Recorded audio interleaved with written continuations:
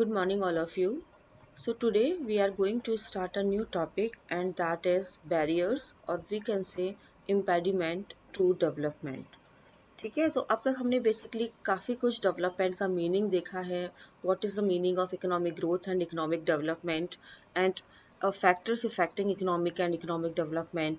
Basic characteristics क्या है developing countries के लिए, रिसोर्सेज का क्या रोल है, किस तरीके के रिसोर्सेज अवेलेबल है डेवलपिंग कंट्रीज़ के अंदर और किस तरीके से उनका यूटिलाइजेशन ज़रूरी है for the development. Now today's topic is what are the impediments to development. ठीक है, क्या क्या प्रॉब्लम्स हैं, क्या क्या समस्याएं हैं जो विकास के इस रास्ते में आती है, यही हम आज डिस्कस करेंगे. The firstly we are taking introduction part. So introduction already आप लोगों को दिया जा चुका है. मीनिंग क्या है डेवलपमेंट का, किस तरीके से कौन कौन से रिक्वायरमेंट्स हैं डेवलपमेंट के लिए किसी भी इकोनॉमी के अंदर, किस तरीके से गवर्नमेंट अपनी पॉलिसीज़ के थ्रू, अपने प्लान्स के थ्रू डेवलपमेंट को प्रमोट कर सकती है. लेकिन इस पूरी जर्नी के अंदर, इस पूरे रास्ते में कहीं ना कहीं ऐसी प्रॉब्लम्स आती हैं जिससे डेवलपमेंट का जो ये स्पीड है कभी कभी स्लो हो जाता है, कभी रुक जाता है. और वो इसीलिए है क्योंकि इकोनॉमी को इफ़ेक्ट करने वाले बहुत सारे फैक्टर्स होते हैं. तो जब तक आप उन फैक्टर्स के साथ डील नहीं करते, आप ये नहीं देखते हैं कि उन फैक्टर्स की अवेलेबिलिटी आज कितनी है, आने वाले टाइम में कितनी होगी, किस तरीके से वो फैक्टर्स इकोनॉमी को इफ़ेक्ट कर रहे हैं, तो उसी से आपके डेवलपमेंट की पेस, डेवलपमेंट की स्पीड डिसाइड होती है. ठीक है, अब ये जितने भी प्रॉब्लम्स हैं, जितने भी कंस्ट्रेंट्स हैं, जितने भी इम्पेरिमेंट्स हैं, वो सारे के सारे उन सबको डील करने के लिए गवर्नमेंट हमेशा पॉलिसीज़ बनाती है. It may be economic policy और सोशल पॉलिसी. ठीक है, लेकिन उसके बाद भी कुछ ऐसे कंस्ट्रेंट हैं जिनके साथ डील करना किसी भी इकोनॉमी के लिए डिफ़िकल्ट होता है. क्योंकि पॉलिसी का फॉर्मेशन एक पॉइंट है, लेकिन उसका इम्प्लीमेंटेशन और उसका आपकी इकोनॉमी के अंदर कितना वो इफ़ेक्टिव रहेगी, ये एक दूसरा पॉइंट है. इसीलिए जब भी आप डेवलपमेंट के बारे में पढ़ते हैं, आने वाले सेक्शन में आप कुछ मॉडल्स भी डिस्कस करेंगे हम लोग, डेवलपमेंट मॉडल्स. लेकिन जब भी आप डेवलपमेंट का पूरा प्रोसेस पढ़ते हैं तो आप देखते हैं कि बहुत ही लंबा टाइम किसी भी इकोनॉमी को चाहिए होता है डेवलपिंग इकोनॉमी से डेवलपमेंट इकोनॉमी में अपने आप को चेंज करने के लिए. ठीक है, तो हम ये सारे के सारे प्रॉब्लम्स देखेंगे और कहीं कहीं हम इसको अपने इंडियन इकोनॉमी का रेफरेंस भी देंगे, जिससे समझना और भी इजी हो जाएगा क्योंकि हर इकोनॉमी की कंडीशंस अलग होती है. ठीक है, आप सिंगापुर का एग्जांपल लें, वहाँ पर बहुत ही कम टाइम में उन लोगों ने डेवलपमेंट अचीव कर लिया, अपनी इकोनॉमी को किस तरीके से ट्रांसफॉर्म किया. लेकिन आप इंडिया का एग्जांपल लें, हम अभी तक भी, हमारे यहाँ पर डेवलपमेंट का फेज़ है वो चल ही रहा है और बहुत ज़्यादा इम्प्रूवमेंट हमें उसके अंदर शो नहीं होता है. ठीक है, तो ये इकोनॉमी और इकोनॉमी टू इकोनॉमी भी डिपेंड करता है और ये इस बात पर भी डिपेंड करता है कि कैसे कोई भी इकोनॉमी अपने इन कंस्ट्रेंट के साथ डील करती है. Okay, so the first impediment to the development is inefficiency. किस तरीके से इनएफिशिएंसी या असक्षमता इकोनॉमी के डेवलपमेंट को इफ़ेक्ट करती है. ठीक है, आप इनएफिशिएंसी का मीनिंग आप ऑलरेडी जानते हैं और इसको भी हमने फर्दर कुछ पार्ट्स में डिवाइड कर दिया है और वन बाय वन मैं उन सबको आपके साथ डिस्कस करूंगी. The first is productive inefficiency, उत्पादक असक्षमता. Now what is this productive efficiency? देखिए, प्रोडक्टिव इनएफिशिएंसी का मतलब होता है कि प्रोड्यूसर्स अपने मिनिमम एवरेज कॉस्ट पर प्रोडक्शन नहीं कर पाते हैं. इसका मतलब क्या है? इकोनॉमीज ऑफ स्केल वाली बात आ गई है कि जो लार्ज स्केल प्रोडक्शन उनको करना चाहिए था या जो वो कर सकते हैं देश के अंदर, ना तो इतनी आप कह सकते हैं कि जो ना तो इतना अवेलेबिलिटी है टेक्नोलॉजी की, ना इतना डिमांड है. इस तरीके से ना उनके पास इतने स्किल्ड लेबर है कि जो अवेलेबल टेक्नोलॉजी है उसको फुल यूटिलाइजेशन कर सके. तो इस तरीके की जो प्रॉब्लम्स क्रिएट करते हैं और इस वजह से प्रोडक्शन अपने अपने मैक्सिमम लेवल पे नहीं हो पाता है, तो ये प्रोडक्टिव इनएफिशिएंसी को क्रिएट करता है. ठीक है, अब इसका एक सोल्यूशन भी यहाँ पर गिवन है कि when you open your economy to the free trade, in that case it will provide a market to the producers. It will provide a new technology to the producers, because in the free trade or in the open economy, all these things are free to come, free to join you. So they can hire a good technician from the outside. They can use the latest or advanced technology from the outside, and they can use all these things to produce at minimum average cost. Okay, so it will help in reducing there efficiency. तो यहाँ पर ये बात याद रखनी है कि किस तरीके से डेवलपिंग इकोनॉमीज में एक मेजर प्रॉब्लम है कि प्रोडक्ट प्रोड्यूसर्स है वो अपने मैक्सिमम लेवल पे प्रोड्यूस नहीं कर पाते हैं, इकोनॉमीज ऑफ स्केल पर वो नहीं पहुंच पाते हैं जहां पर उनकी कॉस्टिंग मिनिमम होनी चाहिए। ठीक है, तो ये फर्स्ट आपका इनएफिशिएंसी है, productive inefficiency.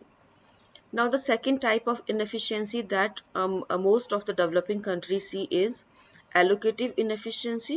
So what is this allocative inefficiency?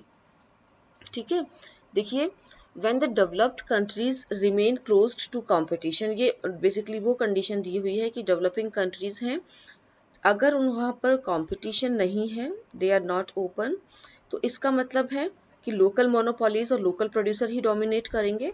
ठीक है, और उस केस में देखिए यहाँ दो केसेस होंगे अगर कंपटीशन के लिए ओपन नहीं है, फ्री ट्रेड नहीं है डेवलपिंग कंट्रीज में।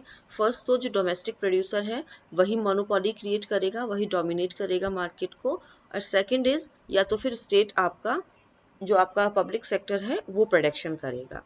ठीक है, दोनों ही केसेस में क्या होगा, प्राइजेस आपके मार्जिनल कॉस्ट ऑफ प्रोडक्शन को रिफ्लेक्ट नहीं करेगी। तो सेम थिंग इज देयर।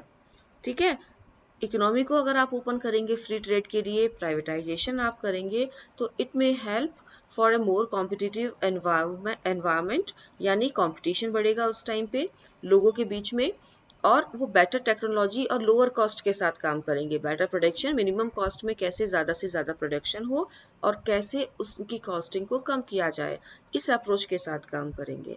तो इस तरीके से जो एलोकेटिव इनएफिशिएंसी है कि आपका बिजनेस या आपके यहाँ पर जो आपका प्रोडक्शन है वो लिमिटेड हो गया है कुछ ही लोगों के पास में, मोनोपोलीज क्रिएट होने लगी है या पब्लिक सेक्टर का डोमिनेंस होने लगा है, उसको रिड्यूस करने के लिए ज़रूरी है कि इकोनॉमी को ओपन किया जाए और जो कंपटीशन है वो उसको ब्रॉडर किया जाए। कंपटीशन जब तक बड़ा नहीं होगा तब तक इकोनॉमी के अंदर एलोकेटिव इनएफिशिएंसी को हम दूर नहीं कर पाएंगे। ठीक है, so this is your second inefficiency, allocative inefficiency. Now the third one, that is sorry, this is something, okay, now the third one, that is X inefficiency. Now what is this X inefficiency? This is also related to the lack of competition in a market. If there is no competition in the market or very limited competition in the market, then it arises. ठीक है, अब it is primarily associated with inefficient management. Condition पहली है कि management अगर efficient नहीं है तो इसका क्या मतलब होगा, आपकी कॉस्टिंग ज़्यादा होगी। क्या रीज़न है कि हम पब्लिक सेक्टर्स को प्राइवेट सेक्टर्स में कन्वर्ट कर रहे हैं? पहला प्राइमरी रीज़न यही है कि वो लॉस मेकिंग यूनिट्स हैं, और लॉस मेकिंग यूनिट्स का जो प्राइमरी रीज़न है वो क्या है, that they are inefficient, their workers are inefficient, their management are inefficient and they are not working properly. ठीक है, तो ये जो इनएफिशिएंट मैनेजमेंट है ये एक्स इनएफिशिएंसी को क्रिएट करता है, जहां पर एवरेज कॉस्ट है वो मिनिमम से ज़्यादा होती है। ठीक है, here competition is limited in many developing economies. Competition limited है बहुत सारी डेवलपिंग इकोनॉमीज के अंदर, and the resources are often allocated by the government. Government का वही मोनोपोली है, गवर्नमेंट ही रिसोर्सेज को एलोकेट करती है, गवर्नमेंट ही बहुत सारी जो आपका प्रोडक्शन है उसको रन करती है, तो कंपटीशन काफ़ी लिमिटेड है। ठीक है, और जो बिग बिजनेस हाउसेज हैं उनके लिए जल्दी से कोई कंपटीशन नहीं है, गवर्नमेंट भी उन्हें कहीं ना कहीं प्रमोट करती है। तो इन दैट केस जहाँ पर गवर्नमेंट इस तरीके से प्रमोशन दे रही है, गवर्नमेंट इस तरीके से कंपटीशन को लिमिटेड कर रही है, तो इनएफिशिएंट मैनेजमेंट एक कॉमन फिनोमिना है। ठीक है, हम ये मान के चलेंगे कि हमारा जो मैनेजमेंट होगा वो इनएफिशिएंट ही होगा। बहुत ही अच्छा एग्जाम्पल इसका पीएसयूज का प्राइवेटाइजेशन है। पब्लिक सेक्टर यूनिट्स किसी टाइम पर वो प्रॉफिट मेकिंग यूनिट्स हुआ करती थी, लेकिन आप पिछले कुछ डिकेड्स का अगर आप फिगर देखेंगे तो आप पाएंगे कि जितने भी पीएसयूज हैं, पब्लिक सेक्टर यूनिट्स हैं, गवर्नमेंट उनको प्राइवेट सेक्टर यूनिट्स में चेंज किए जा रही है। और जो रीजन दिया जा रहा है वो क्या दिया जा रहा है कि they are loss making units and their management is not good. तो मैनेजमेंट आखिर कर कौन रहा है? Government is managing them. तो इसका मतलब है गवर्नमेंट इज इनएफिशिएंट। ठीक है, तो ये जो सारी बातें हैं ये कॉमन है, जहां पर कंपटीशन लिमिटेड होता है, रिसोर्सेज का हैंडल गवर्नमेंट के पास होता है, गवर्नमेंट खुद इंडस्ट्रीज को और प्रोडक्शन को रन करती है, और इस तरीके की एफिशिएंसी फिर क्रिएट की होती है। ठीक है, now the next is social inefficiency. Now the social inefficiency और सामाजिक असक्षमता, it exists when social cost do not equate social benefit। ठीक है, जहां पर सामाजिक लागत सामाजिक लाभ के बराबर नहीं होती है। Now here we use the term externalities. यहाँ पर हम एक्सटर्नलिटीज का टर्म यूज करते हैं। मैं ऑलरेडी आपको नेगेटिव और पॉजिटिव एक्सटर्नलिटीज की मीनिंग समझा चुकी हूँ। एक एग्जाम्पल से मैं फिर से आपको बताती हूँ कि अगर मैं अपने घर के बाहर कोई गार्डन लगाती हूँ तो इट में ये मेरे नेबरहुड को भी गुड फीलिंग देगा और उन्हें अच्छा फील करवाएगा। ठीक है, so this is a positive externalities. मेरे नेबरहुड में एक हॉस्पिटल ओपन होता है तो वो कहीं ना कहीं लॉन्ग टर्म में मेरे लिए और मेरे नेबर के लिए बेनिफिशियल होगा। तो that is a positive externalities. ठीक है, अगर मेरे नेबरहुड में मेरे घर के पास एक फैक्ट्री लगती है तो the pollution that factory creates वो मुझे क्या देगी? हार्म करेगी मेरे हेल्थ को, कहीं ना कहीं मेरी पीस को खराब करेगी। तो that is a positive externality. तो इस तरीके से ये जो एक्सटर्नलिटीज हैं ये कहीं ना कहीं जिसमें आपका कोई रोल नहीं है, you are doing nothing, third person कुछ कर रहा है लेकिन आपके ऊपर उसका जो इम्पैक्ट आ रहा है वो एक्सटर्नलिटीज शो करती हैं।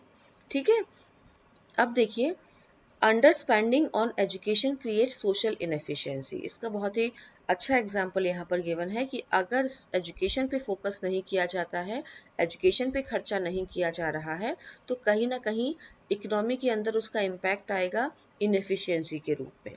अगर आपके लोग एजुकेटेड नहीं है, अगर वो एफिशिएंट नहीं है, अगर वो स्किल्ड नहीं है, प्रॉपर एजुकेशन उन्हें नहीं मिली है, कुछ लोग एजुकेशन का लेवल बहुत अच्छा नहीं है, तो कहीं ना कहीं प्रोडक्टिविटी और इनएफिशिएंसी को इफेक्ट करेगा ये। तो यहाँ पर यही एग्जाम्पल दिया हुआ है। सम ऑफ दिस इनएफिशिएंसी, इस तरीके की कुछ और एफिशिएंसीज ले लीजिए, लाइक हेल्थ कंडीशंस के अंदर इन्वेस्टमेंट ले लीजिए, हाउसिंग ले लीजिए, लिविंग स्टैंडर्ड का प्रॉपर नहीं होना ले लीजिए। तो ये सारी की सारी एक्सटर्नलिटीज हैं। ये बेसिकली इकोनॉमी के अंदर मार्केट फोर्सेस को ऑपरेट करने को अलाउ नहीं करती हैं और मार्केट फेल्योर में एक मेजर रोल प्ले करती है। क्योंकि जब भी आप इकोनॉमी को आगे बढ़ाना चाहते हैं, डेवलप करना चाहते हैं, तो ये ज़रूरी है कि आपका जो लेबर है या आपके जो लोग हैं वो एजुकेटेड हों, हेल्दी हों, समझने वाले हों और कहीं ना कहीं वो इकोनॉमी को डेवलप करते हैं। इसी तरीके से नेगेटिव एक्सटर्नलिटीज का एग्जांपल दिया हुआ है, that is pollution. Pollution basically uncontrolled है डेवलपिंग कंट्रीज के केस में, और ये हेल्थ को इफेक्ट करने वाला मेजर फिनोमिना है।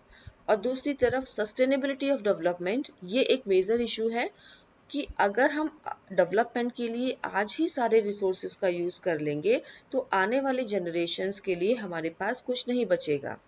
तो इस तरीके का जो अप्रोच है जो डेवलपमेंट के लिए, ये कहीं ना कहीं प्रॉब्लम्स क्रिएट कर रही है, कॉन्स्टेंट क्रिएट कर रही है for the development of economy. इसलिए ये ज़रूरी है, बहुत ज़्यादा ज़रूरी है कि डेवलपमेंट के साथ साथ इन सारे इम्पेडिमेंट्स को दूर किया जाए, इनका ध्यान रखा जाए, तभी हम एक प्रॉपर डेवलपिंग कंट्रीज को डेवलप कंट्रीज के रूप में चेंज कर पाएंगे। ठीक है, so this is the first barrier और first impediment to the development that we have studied. आने वाले वीडियोस में हम लोग फर्दर कुछ नए इम्पेडिमेंट्स को डिस्कस करेंगे। Thank you.